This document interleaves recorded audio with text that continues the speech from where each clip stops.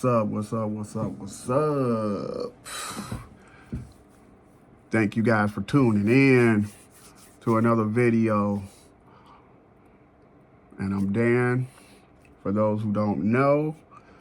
And this is Reseller Lifestyle. And today we want to get into it. This is going to be for basically almost any reseller, because as a reseller, we learn lessons along the way. And I want to talk to you guys about 10 mistakes that you want to try to avoid when you're getting into the thick of things as a reseller. All right, so we're gonna jump right in it. I got things to do. We ain't gonna be too long on this one. I got my little notes to keep me on task here. All right. Mistake number one that you want to avoid is buying things without doing your research or knowing anything about the item.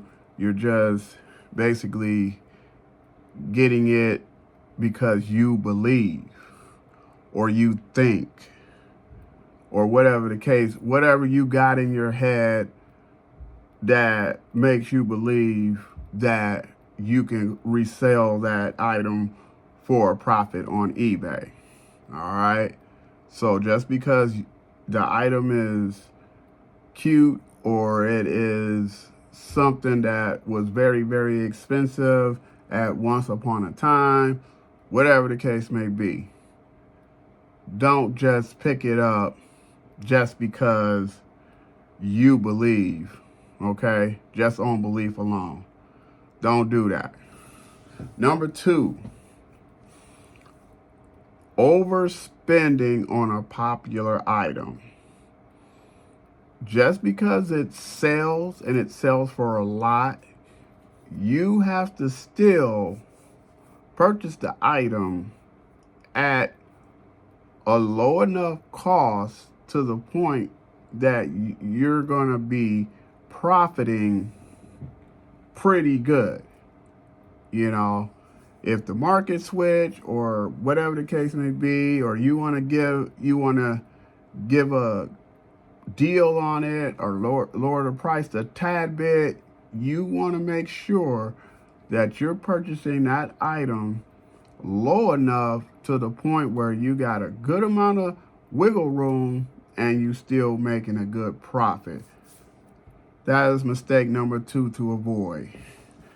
Mistake number three, purchasing items just because they are dirt cheap or really, really, really low in price. So basically you just, oh, this is only 25 cents or 50 cents or $1, whatever, and you have no clue or what it is or what it's about. You just purchasing it just because it's cheap.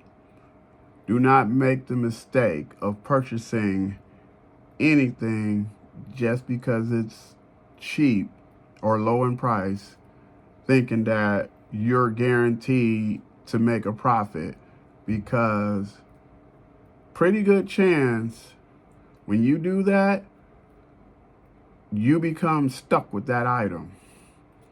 Trust me, I've done it. I've done it in the past. I'll just fly off at the seat of my pants and just say, oh yeah, this is really, really, really cheap. I should be able. See, when you start talking like that, I should be able, go on, put it back. Go on, put it back. Don't even bother with that. You should be able. Don't when you get that thought in your head, I should be able, that's when things go wrong. All right. So that is number three. Number four, just listing just to be listing. Like listing random crap just for the sake of being listing, just having fluff. You know, I call it fluff. Like when you're just trying to show the algorithm that you're listing and you know what I'm saying, you got activity going. Don't do that. Don't do that. Don't list any old junk just for the sake of listing. It is not good for your store, and it will drag your store down. As time goes on, you make a habit of listing junk, you will destroy your store. You will destroy your whole entire business that way. Don't make it a habit of doing that. All right. Number 5. Just sourcing things without doing your research on what it goes for, or get some sort of idea of how long you're gonna have on that particular item.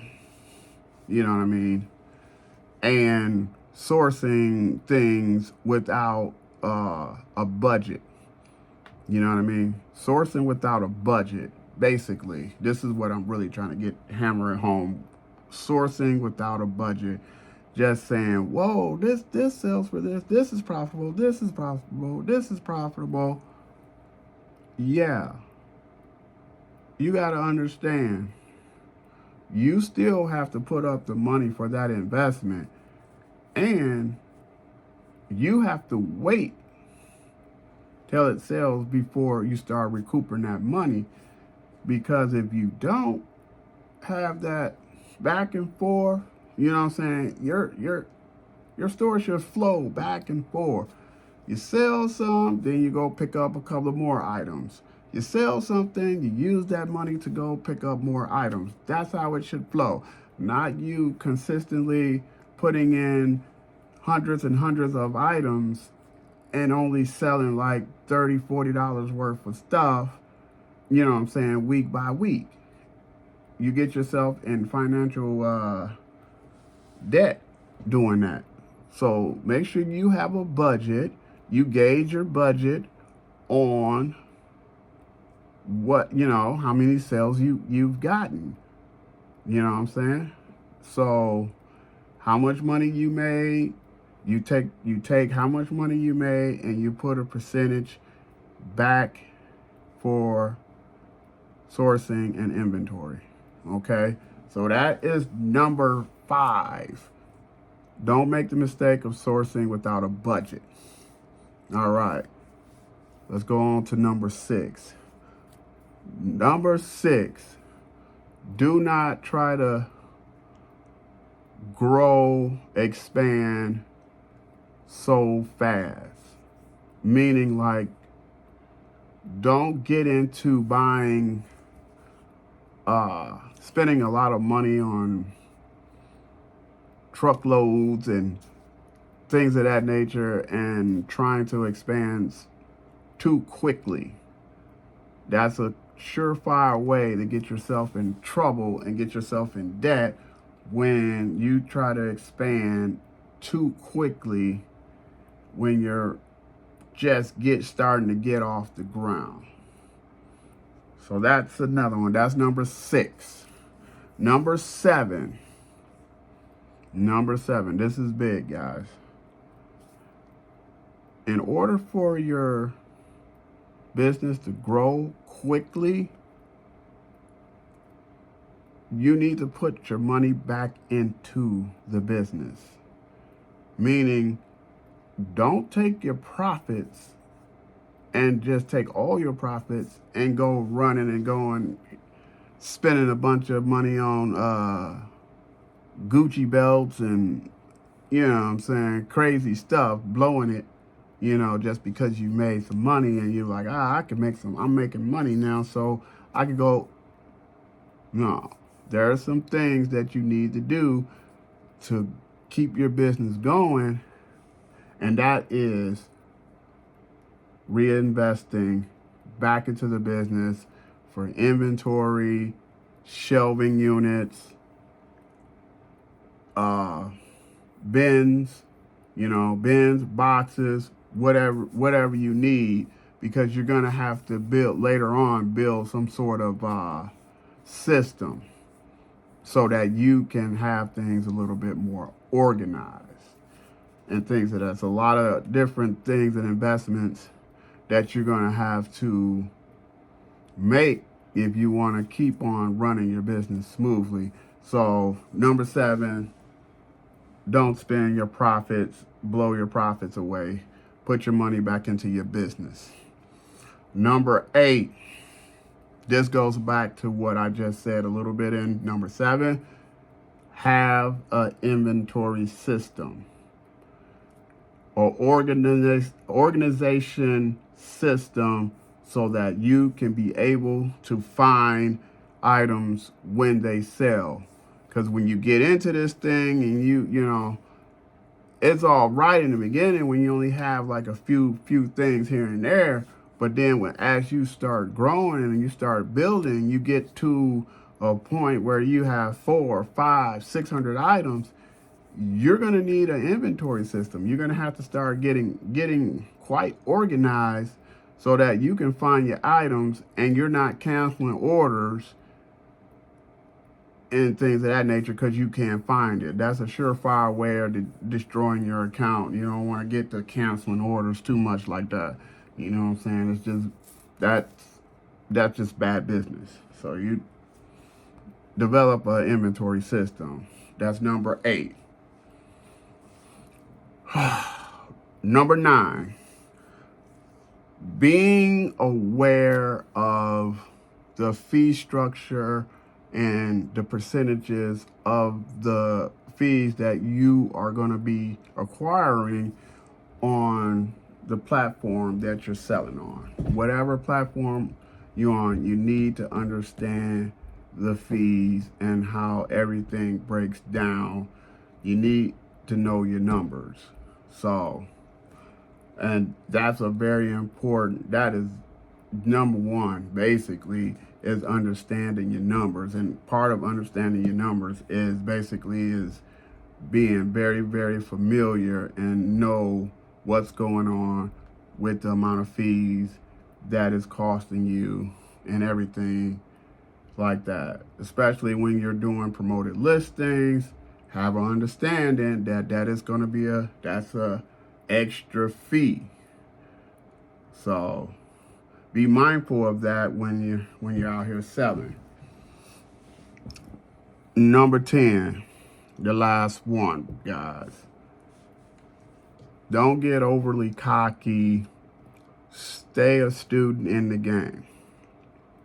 What I mean by that, you always want to be mindful and stay a student and stay studying. And what you're studying the market. You're studying different products. Get to know different things. You know what I mean? You don't have to just sell in one category. Maybe you want to sell in multiple categories. You know what I mean? But I would say if you want to do multiple categories, learn one category at a time. So you pick one category, master that category, and then you can move on. But I mean, you could do it however you want to. But as long as you stay a student in the game, always learning, you'll be fine. Never get to the point where you think you know it all, because at the end of the day, things change. Things change from week to week, month to month. The market changes. So you always got to make sure you stay on top of everything. Stay on top of everything, especially like how the economy is moving. Stay on top of the game as far as like the market is concerned, of what you selling all the time. So those are the top 10 mistakes I want you to avoid when you get going in this business. All right, so if you like this type of content, make sure you hit that like button, subscribe, comment, and I'm gonna be out. Peace.